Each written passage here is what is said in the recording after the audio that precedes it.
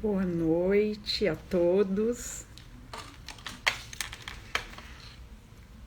Vamos ver quem está aqui com a gente nessa live de hoje.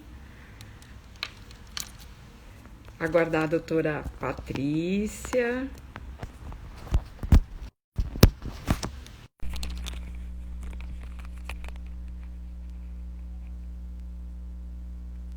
Olá a todos vocês, Tiziana, sempre a postos.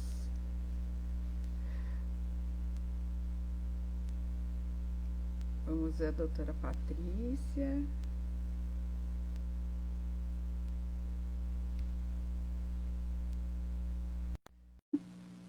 Boa noite a todos. Ei, minha amiga! Ah, deu certo. Boa noite, que delícia a gente estar aqui de novo, né? Que Que ótima delícia. noite, Rê. Obrigada pela oportunidade mais uma vez. Ai, que Ah, delícia. eu não ia deixar de falar com você de uma forma tão gostosa desse assunto que a gente, de uma forma tão técnica, assim, a gente até nem aguenta mais, né? Não. A gente quer, a gente quer ouvir um coronavírus diferente, a gente quer ouvir as coisas que acontecem. E como a gente está num momento que, assim, agora é a vacina, né? Sim, As vacinas que estão sendo desenvolvidas, tudo é que estão fazendo parte desse momento nosso atual, mundial e brasileiro. Eu queria que você, para começar, se apresentasse. Você já é sim. mega conhecida, né? Até dispensa comentários, mas eu gostaria que você se apresentasse para as pessoas do Instagram que não ainda estão habituadas com a nossa parceria. Sim. E assim que você se apresentar, que você pudesse falar para a gente como é que está o momento das vacinas, assim, atualmente, como que está a situação da vacina no mundo e Brasil. Legal, Rê. Então, boa noite para todo mundo. Tô vendo que está entrando bastante gente conhecida. Tem gente aqui até da Nova Zelândia. Olha que maravilha! Uma enfermeira super querida, a Fernanda Agapito. Tem também gente de Jundiaí, Tiago Borges, Sâmia que trabalha comigo, Thaís, super amigona. O negócio aqui hoje tá bom, hein? Opa, adorei! Olha, gente, a Lili, minha amiga também. Gente, hoje eu vou dar umas tossidinhas, eu não estou com Covid, tá bom? Isso aqui é uma rinite alérgica.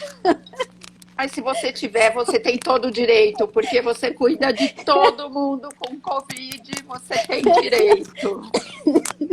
Ai, então, olha só, eu sou clínica geral, eu sou infectologista e eu também sou pesquisadora clínica. O que um pesquisador clínico faz, agora, graças a Deus, o pessoal está sabendo um pouco mais. Então, o pesquisador clínico é aquela pessoa que é um médico que também participa de pesquisas clínicas do lado médico da coisa. Então, assim, por que do lado médico da coisa, né, Rê? Que a gente vai falar hoje sobre o lado voluntário da vacina também, né? Isso. Então, todo estudo clínico, ele precisa de médico para fazer a avaliação clínica do paciente, fazer toda a parte médica, né? Então, examinar, verificar os medicamentos que o paciente está fazendo uso, verificar todos os efeitos daquele medicamento que a gente está testando, se tem alguma relação ou não com aquele medicamento que a gente está testando. E então, eu também trabalho nessa área de pesquisa. E na minha atuação clínica diária, eu atuo no consultório, eu atuo em hospital e eu atuo como clínica geral e infectologista. E sobre o que você falou, Rê, eu queria só falar um pouquinho para o pessoal como funciona o estudo clínico, para daí eu falar sobre vacina, pode ser? Perfeito. Só para o pessoal Manda. entender, porque na mídia tá falando um tal de fase 3, fase 2, fase 1 e assim. é tudo muito confuso, né, para quem não está na área, mesmo para os médicos que não trabalham com pesquisa, Sim. ou pessoas outras da área da saúde que trabalham com pesquisa, né? Então, assim, quando a gente vai testar, por exemplo, um medicamento antihipertensivo, que é para pressão alta. Esse medicamento, ele primeiro é testado em tubo de ensaio, no laboratório, depois ele é testado nos cobaias, que são primatas não humanos, são, às vezes, aqueles furões, são ratinhos, e eles merecem todo o respeito por nós, porque quando eu escuto falar, como foi numa rede de televisão super idônea, falar assim, uma reportagem sobre os voluntários das vacinas atuais, voluntários humanos como eu, né? Falar que são verdadeiros cobaias humanos, eu achei que isso foi de um mau gosto, porque primeiro que o cobaia bichinho, ele merece todo o nosso respeito e não desrespeito, porque ele é criado em laboratório para que ele consiga nos servir com essa parte do estudo pré-clínico, que é antes de ser feito no ser humano, né? E chamar a pessoa de cobaia humana, parece que está chamando de tonto, né? Que está lá para ser feito de teste, sei lá, um teste pejorativo, né? Então, assim, tem essa parte então, o voluntário de um estudo, que é aquela pessoa que se dispõe a fazer parte de um test drive daquela vacina ou daquele medicamento, não é um cobaia, é uma pessoa muito importante que em estudo clínico é chamado de objeto do estudo, que é aquele foco, é simplesmente o foco do estudo, né, para resolver uma questão. Então, voltando, a gente tem primeiro os ensaios em laboratório, depois os ensaios nos cobaias, depois tem a fase 1, fase 2, fase 3, e depois da fase 3 é que você certifica que está tudo ok e vai liberar o medicamento, né? Então, o que se faz na fase 1? E só explicando para o pessoal que geralmente um estudo para vacina, sabe quantos anos ele demora para ser feito? Você tem ideia? Eu acho que mais de 10, 15 anos. Você tem toda a razão, é entre 10 e 15 anos para sair um estudo de vacina. Por quê? Porque depois que saiu dessa fase, que é feita em tubo de ensaio, depois a fase nos cobaias, aí é que vai para o estudo em seres humanos. E em seres humanos, a gente tem a fase 1, que é o quê? Para testar se aquela droga é segura. Então, você pega um número pequeno de pessoas, sei lá, 100 pessoas, um número pequeno mesmo, e aí você fala assim, será que esse antihipertensivo, essa vacina que eu estou tentando estudar, será que vai causar algum efeito muito grave para o ser humano, que não causou no bichinho, no cobaio? Então, no ser humano a gente funciona de forma diferente. E aí eu tenho que ver se não vai trazer nenhum malefício muito grande, porque se 10 pessoas tomarem aquele medicamento e 10 pessoas morrerem de tomar o medicamento, o estudo não pode ir para outra fase. Exatamente. Porque a droga não é segura. Aí, normalmente, depois que se faz essa fase 1, é feito o quê? Você analisa os dados e aí, com segurança, você passa para a fase 2.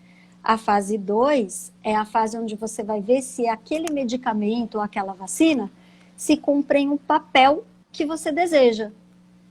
Então, no caso do antihipertensivo na fase 2, será que aquele remédio para pressão, que eu já vi que é seguro na fase 1, será que ele realmente funciona para baixar a pressão? Então, essa é a fase 2. Aí você para tudo, você vai lá, faz estudos, etc e tal, e vê se dá para passar para a fase 3.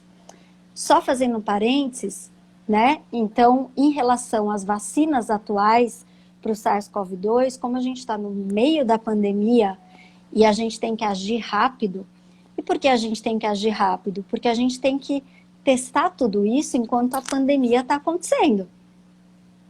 E por que no Brasil?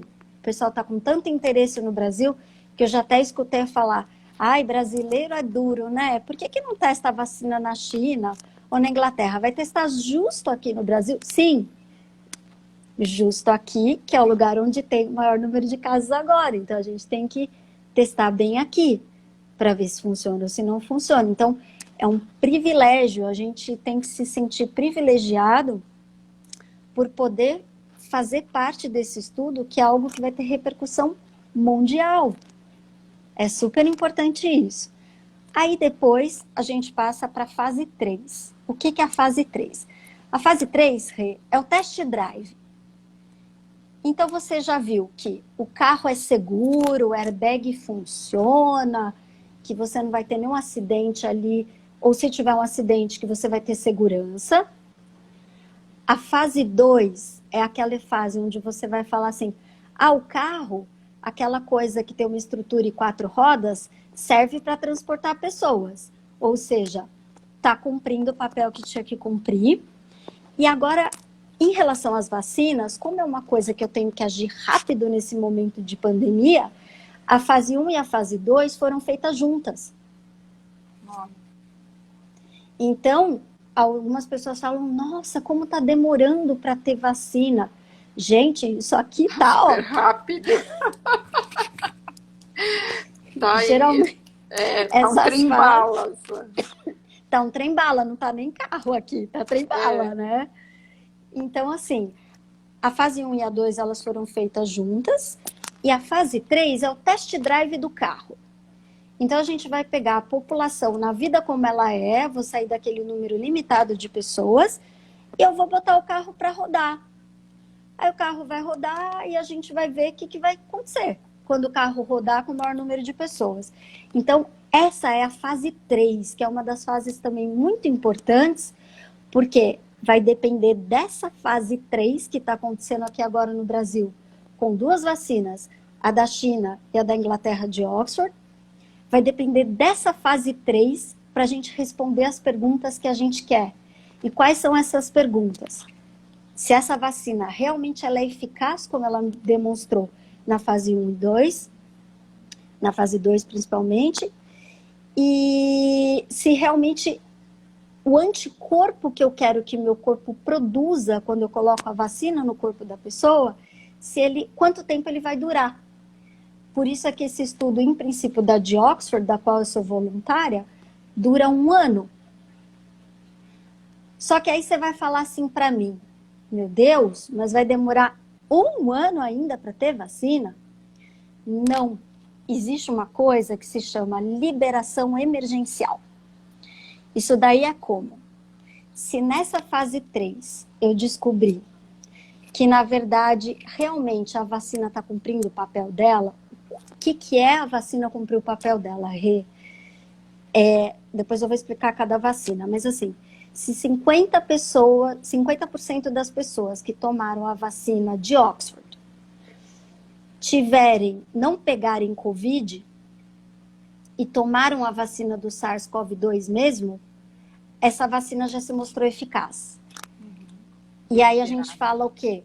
Para tudo agora, a gente vai manter o estudo para responder as outras perguntas, mas funcionou, para tudo agora e a gente vai vacinar o pessoal. A gente tem o poder de liberar baseado em ciência. E o que é baseado em ciência? Estudo clínico.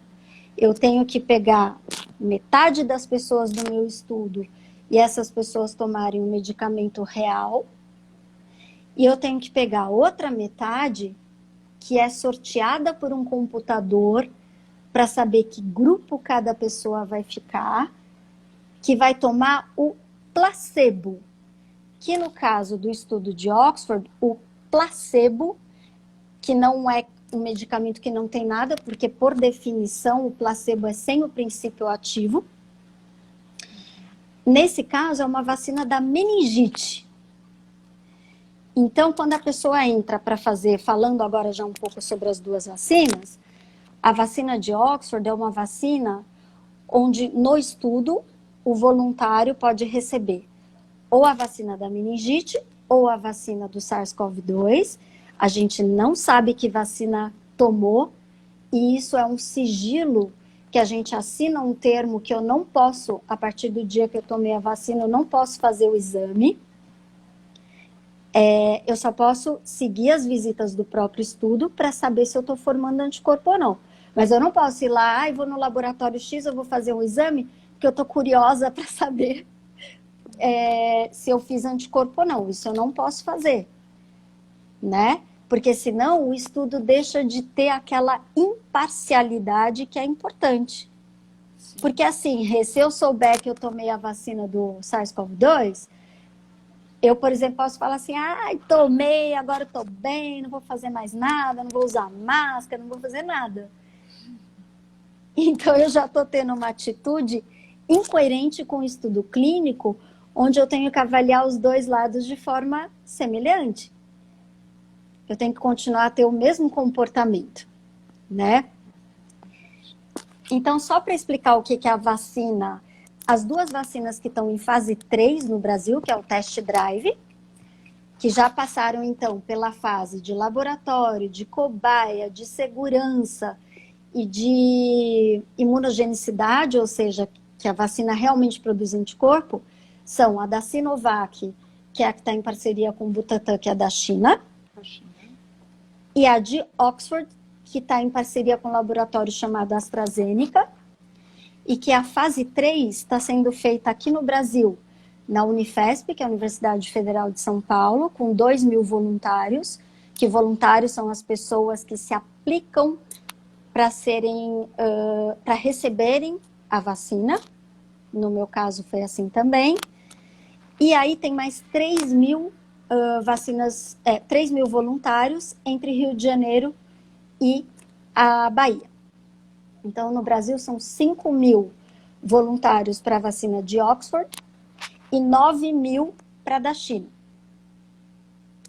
E aí, agora eu vou falar um pouquinho sobre tecnologia delas. E aí, tem gente que fala assim, gente, não é melhor todo mundo se juntar e fazer uma vacina de uma tecnologia só? Porque daí todo mundo se junta e resolve isso logo? Errado. Sabe por quê? Que tem que ter vacinas diferentes? Porque... posso responder? Vamos fazer o nosso bate-papo. Porque isso, na verdade, é até bobagem eu falar, porque eu aprendi isso com você. Porque, mas a gente aprende o tempo todo. Veja, imagina os milhões de dólares mundiais aí que estão gastos, né? Nesses estudos. Imagina se a gente chega numa fase 3 lá no final e não dá certo. Todo mundo se reuniu para uma tecnologia só e dá errado no final.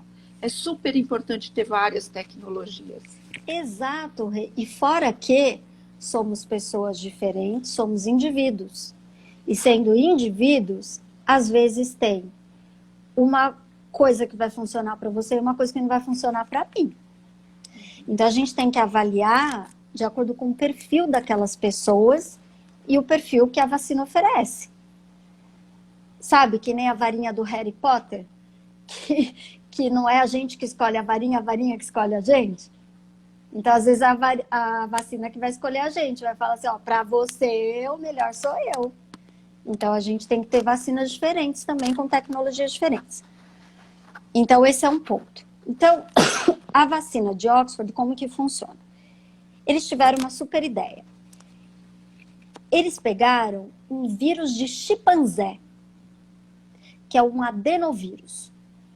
Dentro desse vírus de chimpanzé, eles botaram um pedacinho daquela espícula que faz parte da coroa do vírus, do corona. Então, o corona ele é cheio de espiculinha. Aí eles pegaram uma partezinha dessa. E por que pegaram a espícula do corona? Porque é justamente essa parte que induz a produção de anticorpos. Então, eles falaram assim, bom, a gente vai pegar o adenovírus do chimpanzé, vai inativar esse adenovírus do chimpanzé, então desliga, plim. Eles desligam um gene lá que faz a multiplicação, botam essa espículazinha do coronavírus, tudo isso é engenharia genética, a coisa mais linda, tecnologia. E eles pegam e botam lá no braço da gente, para o adenovírus apresentar para o organismo humano, ó, o coronavírus chegou aqui. Só que não é o coronavírus inteiro, é só aquela partezinha que ela não é capaz de replicar, mas ela é capaz de induzir a produção de anticorpo. Agora, você sabe por que não coloca adenovírus de gente? Para que botar o adenovírus do chimpanzé? Quem teve essa ideia? Você tem ideia? Eu aprendi esses dias, eu não sabia. Será que alguém aí da live tem ideia? Porque é uma coisa assim, é uma tecnologia nova. Nossa, é super pertinente essa pergunta, né? Eu não tinha super noção. Pertinente. Eu não Bom, a tinha gente noção. sabe que o coronavírus, ele permeia outras espécies também, né? O pessoal ia perguntar isso, ó. Então, o que acontece? Essa pergunta que não quer calar. É o seguinte, a gente tem o adenovírus humano, que a gente tem doenças causadas no ser humano por o adenovírus que causa infecções no ser humano. Só que 45% a 85% da população de humanos já teve contato com esse adenovírus. Aí, se você bota o adenovírus ali humano, o corpo vai falar assim, eu vou fazer anticorpo contra o adenovírus humano, porque isso aí eu já conheço. Sabe o que acontece? Acabou com a sua vacina. Porque olha que interessante. Você fez anticorpo contra aquele transportador que ia apresentar para o seu corpo o adenovírus. O adenovírus, a espícula do SARS-CoV. Aí você fala, ó, não entra aqui não. Você simplesmente impediu a vacina de acontecer. Então, como só 5% da população humana tem resistência ao adenovírus de chimpanzé, e como eu já falei, se 5% da gente tiver essa resistência, 95% não vai ter. E o que eu falei da eficácia? Que se demonstrar que 50% das pessoas que tomaram a vacina do SARS-CoV não desenvolveram a doença, você já tem uma eficácia. Então, se só 5% tiver resistência, poxa, funcionou em 95%, o negócio funciona. E quer saber? Estudos preliminares já mostraram isso. Existe uma publicação na revista Lancet do dia 20 de julho, que já mostrou os resultados preliminares da fase 1 e 2, e que com uma dose dessa vacina de Oxford, você já consegue uma produção de anticorpos em 91% das pessoas. Nossa, com uma dose só, quer dizer, nem uma dosezinha. Nem precisou ter a segunda dose. Agora, o que o organismo vai responder, o que o estudo vai responder para a gente? Quanto tempo eu vou ter essa defesa? Será que se eu vacinar eu vou poder pegar de novo? Então, a gente, enquanto voluntário dessa vacina de Oxford, o que a gente faz? A gente vai lá no dia. Ah, hoje eu vim aqui ser voluntária. E não é assim não, viu, Rê? Porque eu tive que ficar na fila. Eu tô cheia de perguntinhas da parte de voluntariado. Então, peraí, deixa eu só falar rapidinho da China para não perder o fio da meada e a gente volta aqui porque tá bem legal. Isso aí. Aí, a gente tem outras tecnologias. A vacina da China, o que ela fez? Ela falou assim, ó, a gente já conhece como funciona no caso do dengue, por exemplo. Da febre amarela. O que a gente vai fazer?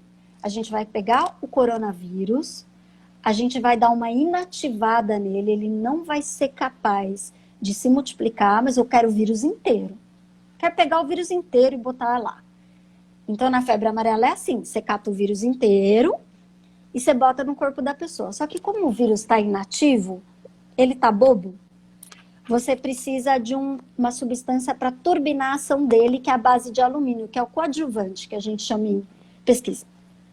Aí é botado aquilo lá, ele dá uma turbinadinha no vírus, mas ele não ativa o vírus. Senão a gente pegava a doença, né? E aí você produz anticorpos. Então, essa tecnologia é da vacina da China. Existem outras tecnologias, muitas, que não cabe aqui a gente falar, mas só para falar que existe, por exemplo, de uma empresa chamada Moderna. Então, atualmente, a gente tem no mundo 5 vacinas em fase 3, que é essa do test drive, que está acontecendo aqui, sendo que 2 estão no Brasil a outra está na China, a outra está nos Estados Unidos e tem mais uma chinesa. E essa Moderna, que é de um laboratório americano, ela pega e ela copia uma sequência do vírus através de engenharia genética e aí ela pode prever mutações. Ah, isso é maravilhoso. Se o vírus ficar lá na frente resistente, você entra no computador, você muda o códigozinho ali e faz outra vacina. Olha que, gente, Não, isso é bárbaro. maravilhoso. Porque o grande problema é o vírus sofrer mutação. Você faz uma vacina hoje para ele que está de um jeito X, amanhã ele está de um jeito Y, a vacina não serve mais. Por isso, Rê, que vacina da gripe a gente vacina todo ano. Exatamente. Porque o vírus vai mudando a carinha dele. E aí a gente tem que tomar todo ano para renovar a vacina. Mas vamos parar de falar dessa parte tecnológica e vamos falar do que a gente veio fazer aqui. Voluntariado, Olha, adorei. é o seguinte, bom, a doutora Patrícia é, assim, uma sumidade em coronavírus.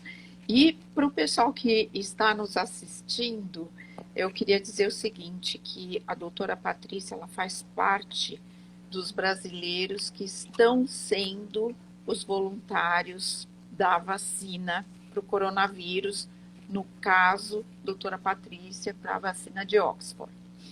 Então, eu queria que você falasse um pouco disso. Primeiro, o que te fez querer ser uma voluntária dessa pandemia? Quando você está frente a uma situação, e eu, enquanto médica e ainda infectologista, é tão frustrante quando você não tem o que oferecer. Porque assim, Rê, na nossa profissão, a gente quer ajudar as pessoas a se recuperarem de uma doença, a gente quer dar saúde.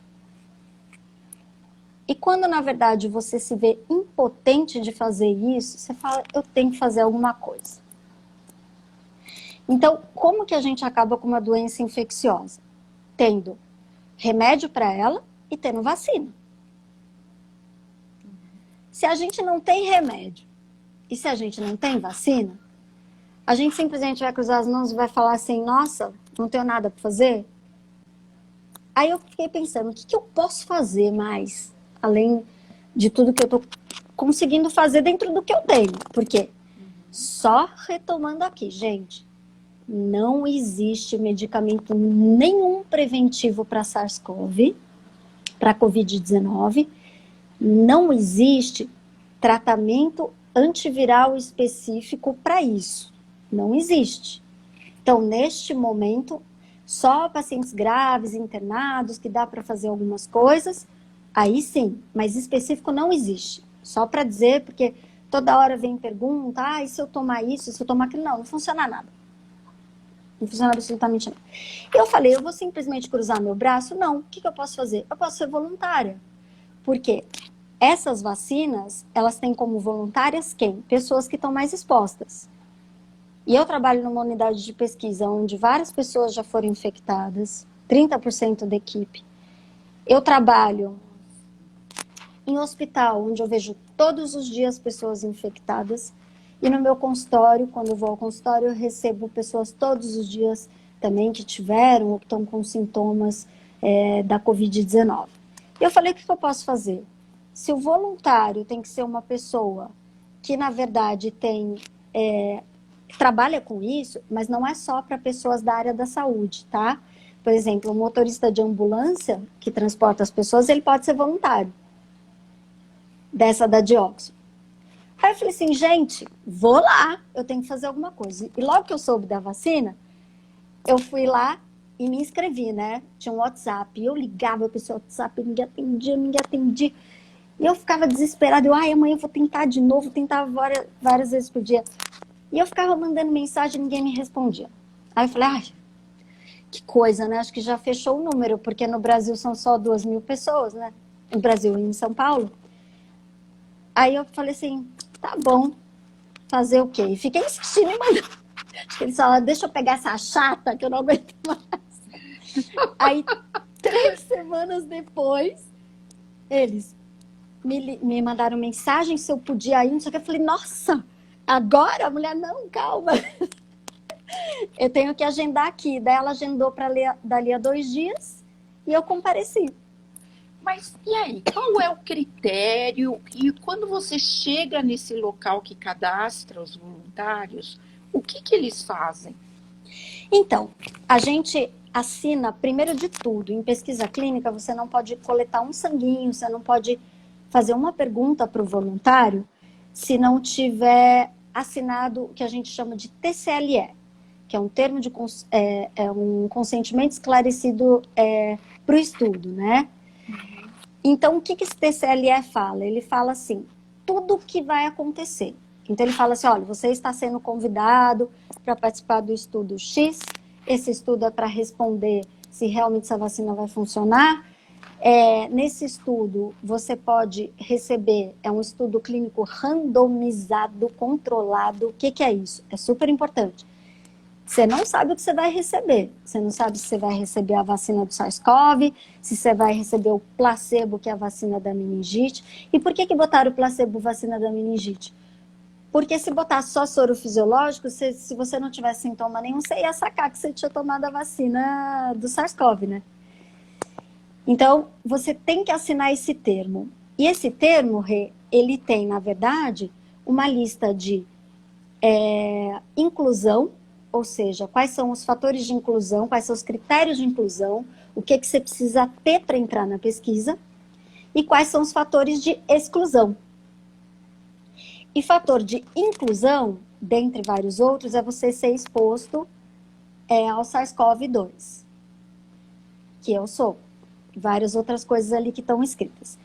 E fator de exclusão é você já ter anticorpo.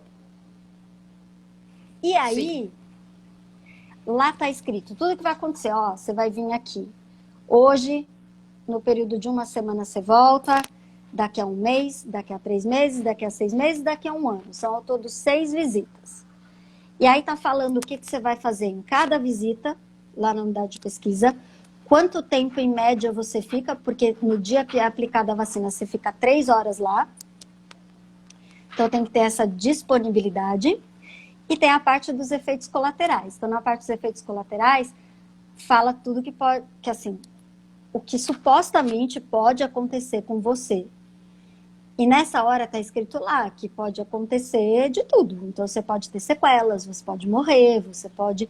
Como todo estudo clínico, é assim, a gente não conhece o medicamento. Agora, pergunte-me qual o meu maior medo. Tirou da minha boca. Porque você assinar um termo que aquilo você pode, inclusive, morrer, né?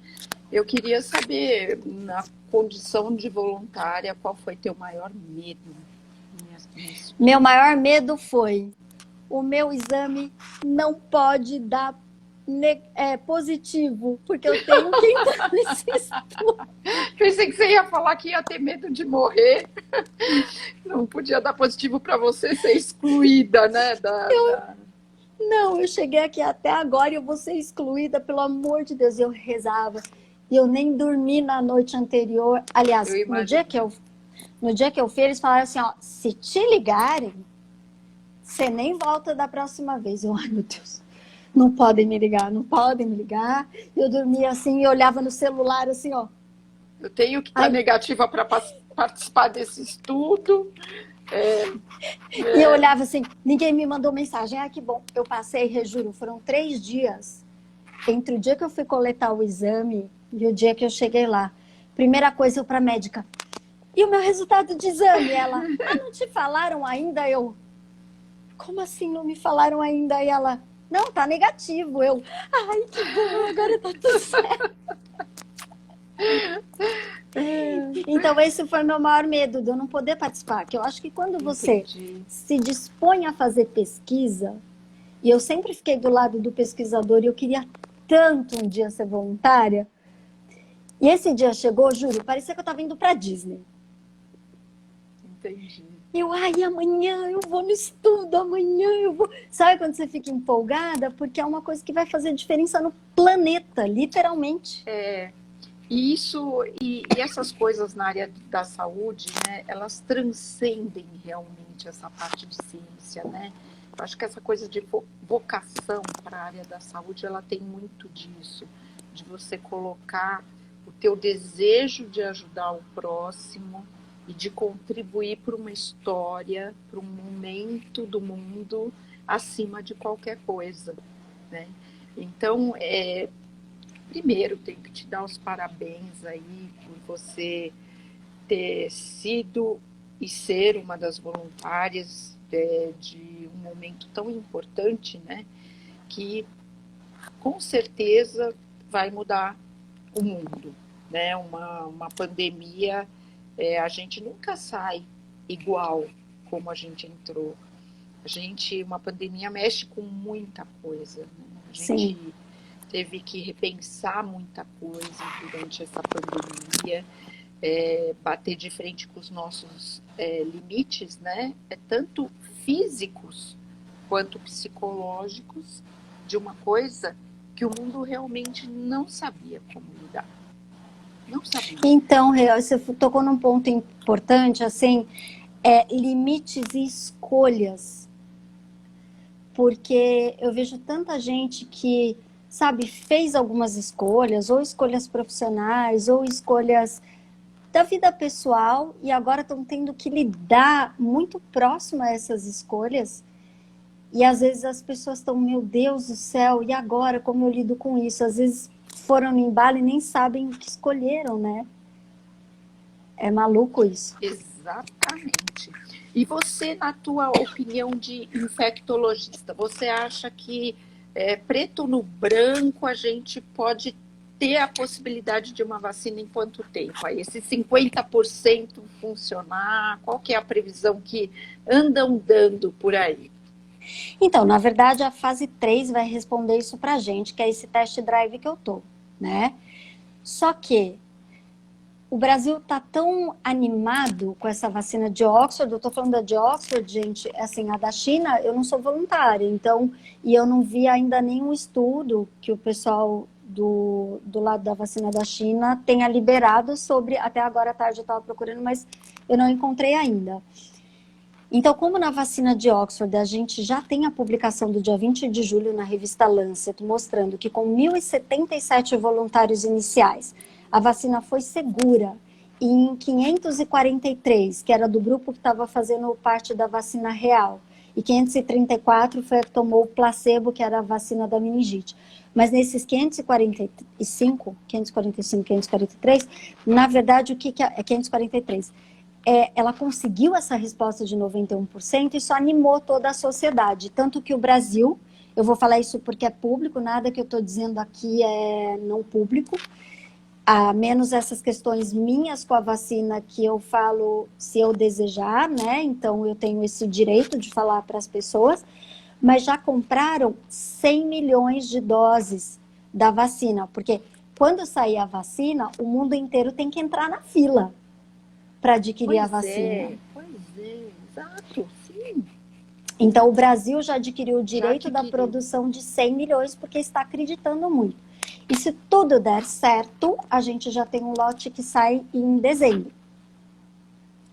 Só que, será que seremos vacinados em dezembro? Ainda não sabemos, gente. Vai depender dessa fase 3, que é o test drive. Se na fase 3 contrariar a fase 2 e 1, não vai dar para dar a vacina em dezembro, mas é uma vacina que se mostrou muito segura e muito eficaz. Então, quem sabe, dezembro, janeiro já comecem da vacina de Oxford, tá? Tem outras vacinas que têm outras expectativas.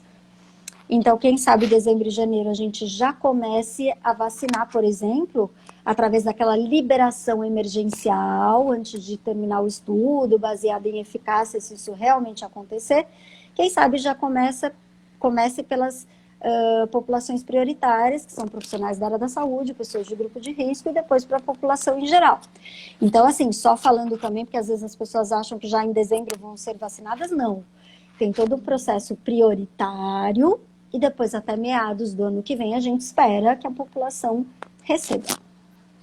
Eu vou aproveitar o gancho que a gente teve aqui 2 perguntas de MF Design, desculpa, não tá escrito o primeiro nome. Ah, é a Marina! Ah, Marina! Então, ela é uma design de bolos, meu Deus do céu, vocês precisam conhecer depois. Marina, não. Você não podia falar essa palavra mágica e bolo. Ó, Ela é das Patrícia. boas. Então, Marina, a Marina perguntou, então, aquela história da mutação, se é por isso que a gente tem que se vacinar todo ano para a vacina da gripe. E sim, é exatamente por isso, porque o vírus é mutante. Vou dar um tempinho para você, Patrícia, tomar uma Boa, água. O ótimo. vírus é mutante, as vacinas é igual o vírus de computador, a gente está sempre indo atrás. A gente chega, tem um vírus novo, aí a gente faz o antivírus, que é a vacina, mas é exatamente por isso. E a Marina também perguntou dos efeitos colaterais da vacina. O que você pode dizer? Eu acho que aí você poderia dizer das vacinas que a gente já tem experiência, né? Porque essa está sendo investigada ainda, né? Exatamente, Rê. Na verdade, é isso que a gente quer responder. Então, quando a gente faz um estudo clínico, a gente, na verdade, está escrevendo a história daquilo, né? Então, a gente está fazendo a bula do remédio. E aí vai depender muito do que as pessoas forem sentindo para a gente saber o que aconteceu. Então, por exemplo, por que botaram como o placebo uma vacina da meningite? Porque todas elas ali têm efeitos semelhantes. Colaterais, podem ter. Então, o que uma vacina pode dar de efeito colateral? Dor local, vermelhidão local, pode dar mal-estar como se fosse uma gripona, pode dar, às Uma vezes, febrícula, né? febrícula, aumentar a temperatura, e tem pessoas que acabam tendo outros sintomas específicos.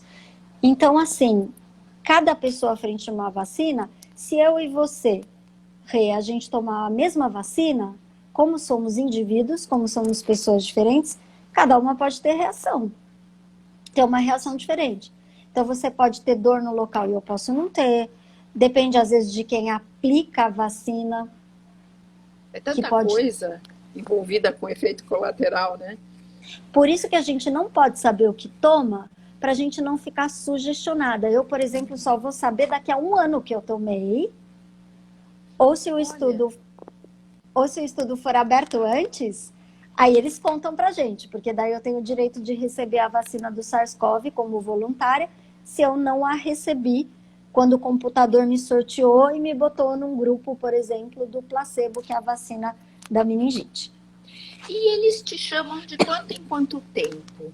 Porque tem uma coleta de exame, certo? Tem a coleta de sangue, porque o objetivo, por exemplo, da vacina de Oxford, cada vez que eu vou, eu faço coleta de sangue. E esse cada vez que você vai, qual que é a periodicidade, assim? A primeira vez foi naquele dia inicial, que eles conversaram comigo, que eu assinei o termo e coletei o exame de sangue para ver se o meu IgG, se eu já tinha anticorpos ou não contra o SARS-CoV. Porque se eu já tivesse, ele já me tirava. Porque não faz sentido, se o objetivo do estudo é que a vacina produza anticorpos, se você já tem, não tem por que você estar no estudo. Exato. Então, esse é um ponto a falar. Depois, dentro de 1 semana, você tem que voltar, porque assim, a gente tem essas visitas do estudo clínico, elas devem ser muito bem respeitadas à risca. Porque assim, não adianta eu voltar dali a 1 mês, porque eu posso ter tido contato e posso ter virado uma IgG positiva. Sim. Exato. Então, o que é importante?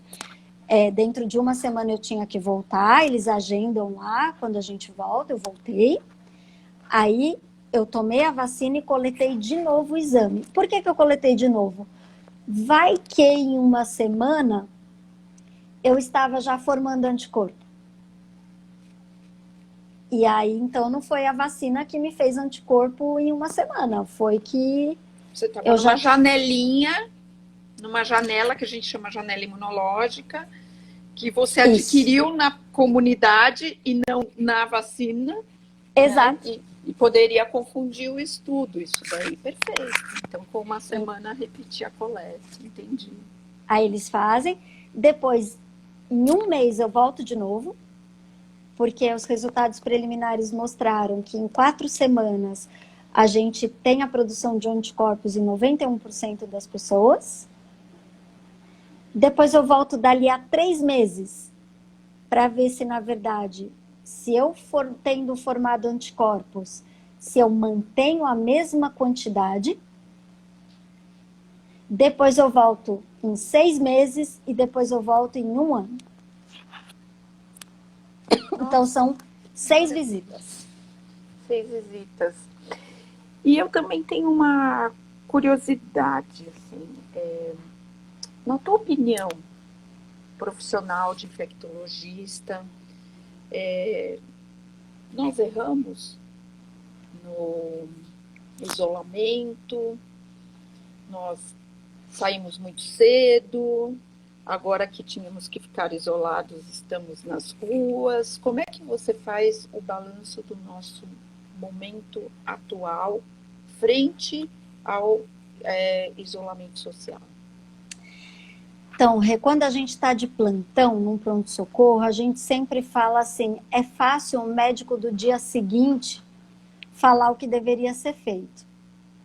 Então, quando a gente está lá no momento da emergência, que está acontecendo alguma coisa, nossa, você tem que pensar rápido, você tem que resolver que você está ali no meio, você tem uma vida na sua mão e você tem que resolver. Aí no dia seguinte você vai passar o plantão, a pessoa, nossa, mas por que não fez tal coisa naquele momento? Porque a situação era outra. Então, como que eu vejo tudo isso? A gente teve a chance de pensar, porque a coisa começou na China. Então, na China, ali dezembro, quando chegou aqui carnaval, o primeiro caso, fevereiro. Então, a gente já teve ali 8 semanas para a gente pensar, ou 2 meses. Então, a gente foi aprendendo como que transmitia o vírus, porque se a gente voltar 40 anos, que nem no HIV, se alguém fosse atender alguém que era portador do vírus naquele momento do HIV, você não sabia se passava pelo ar, você não sabia se passava pelo beijo, pelo contato, pelo aperto de mão. Então, escreveu-se a história do HIV para se chegar à conclusão, depois de 40 anos, de algumas coisas que a gente não sabia lá no começo.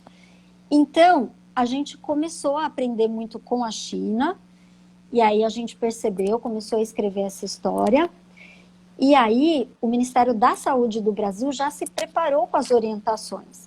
Infelizmente, o que aconteceu aqui foi um desalinhamento da política com a saúde. Foi isso que aconteceu. E quando acontece esse desalinhamento, e assim, na Nova Zelândia ocorreu um alinhamento. Tudo que a governante lá fala, as pessoas respeitam, tá aqui a Fernanda Agapito, enfermeira, para dizer pra gente. E aí a coisa se conteve de uma forma mais rápida. Aqui no Brasil as coisas se dispersaram. Então, assim, o que a gente sabe sobre isolamento? Que para Covid-19, para SARS-CoV-2, o que a gente sabe? Que a gente precisa de isolamento social, uso de máscara, lavagem de mãos, é o que a gente precisa, é o que tem para hoje. E usar máscara, acabou.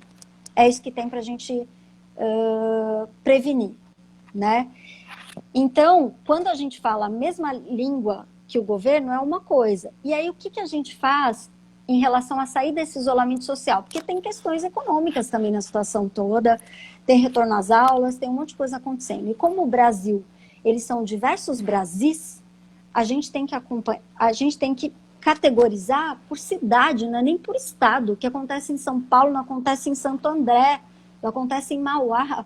O Brasil é um lugar bem diferente nesse sentido, né?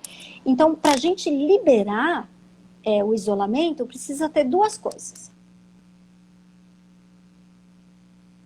Pessoas, tem que ter uma quantidade de pessoas muito inferior a 65% de ocupação. É a primeira coisa que se precisa ter. Em segundo lugar, tem um negócio que chama R0. O R0 é um indicador epidemiológico que ele fala assim, uma pessoa infectada passa para quantas pessoas?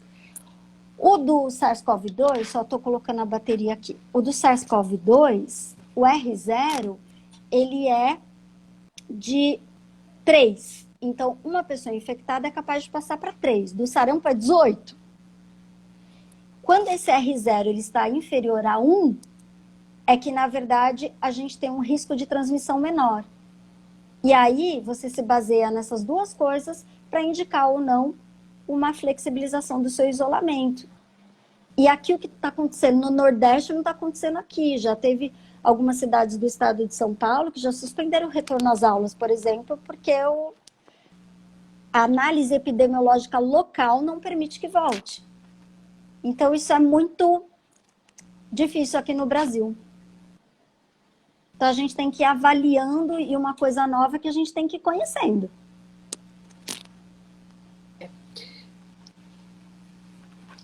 Pegando o gancho da pergunta da Valéria, as aulas, principalmente nas escolas públicas, onde as condições são muito precárias.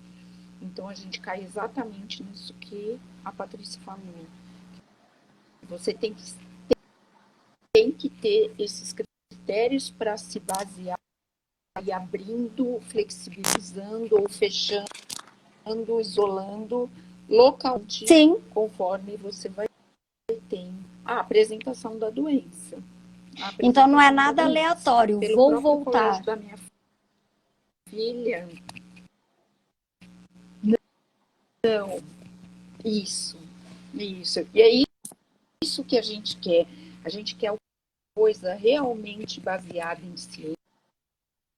ciência e que avaliada de forma regional, conforme eu mesma, eu ia abrir o curso tudo presencial, vai falar agosto, mas a média corona na cidade não nos permitiu. Eu continuei online. Então, assim, os planos vão da infecção. E de recado, de mensagem para a gente nesse final de meses de coronavírus, isso no nosso dia a dia, 24.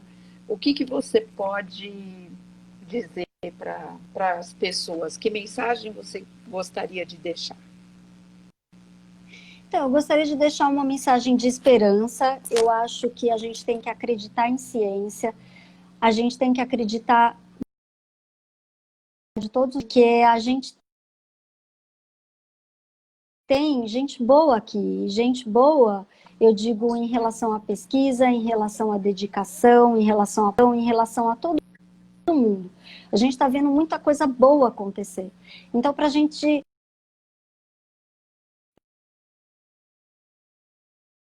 produção para vacinas aqui no nosso país, a gente tem tecnologia para isso, a gente tem pessoas de boa vontade que estão trabalhando de noite e dia nisso, a gente tem brasileiros que estão na Inglaterra, que estão em vários lugares do mundo e que estão fazendo sua parte também, e também pelo nosso país, mesmo à distância, e que por enquanto, o que a gente tem para hoje? Por favor, não espalhem fake news, que fazendo isso vocês já conseguem uma grande coisa, verifiquem antes de passar as coisas e só saiam se necessário, usem máscara, se precisar sair, assim, distanciamento social, façam a parte de vocês, que o resto a ciência vai dar conta. Talvez não na velocidade que vocês acham, mas quando a gente pensa que uma vacina sairia em 15 anos, e de repente ela pode sair em 1 ano, gente, isso é tempo recorde, isso é trem-bala, como disse a doutora Regina. Então mantenham a esperança, não se apeguem em coisas ruins, que agora é disso que a gente está precisando, é de energia positiva para as coisas acontecerem de uma forma mais rápida. Isso tal, né? Porque a gente precisa renovar ânimos em tempo de coronavírus. E, Patrícia, como o nosso tempo já está terminando,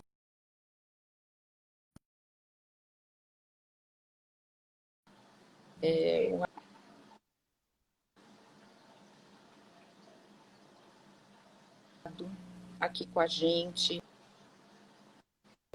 de você ter colocado esse outro lado, né? Porque o técnico lado da ciência, a gente está ouvindo todo dia, então foi muito importante a gente ouvir o comentário, de estar do outro lado, de poder participar dessas questões, né? E realmente que a gente consiga passar de uma forma mais leve por tudo isso. Nossa live está acabando. E convido a todos. Eu quero Convido a Pode todos convidar, Paty. para que, se um dia tiverem a oportunidade de serem voluntários de um estudo clínico, façam isso. A sensação é muito gostosa de vocês fazerem alguma coisa assim para o mundo, para deixar um legado, gente. A participação, ela é uma sensação ímpar. Façam isso. Se alguém quiser, me manda inbox. A gente tem pesquisa por várias coisas e a gente pode tê-los como voluntários também. Obrigada. Que participaram e continuem com a gente. Se precisarem mandar, mandem. A gente vai, na medida aí da correria do dia a dia, conseguir responder. E óbvio, pode chamar ainda outras 1000 vezes aí para a gente ficar sabendo de uma forma tão boa como você explicou, tornando um assunto árido numa esperança para a gente. Obrigada. Isso aí. Estou à disposição, gente. Beijo. Obrigada pela presença e pela oportunidade. Rê. Obrigada a você. Beijão. Beijo a todos. Tchau, pessoal.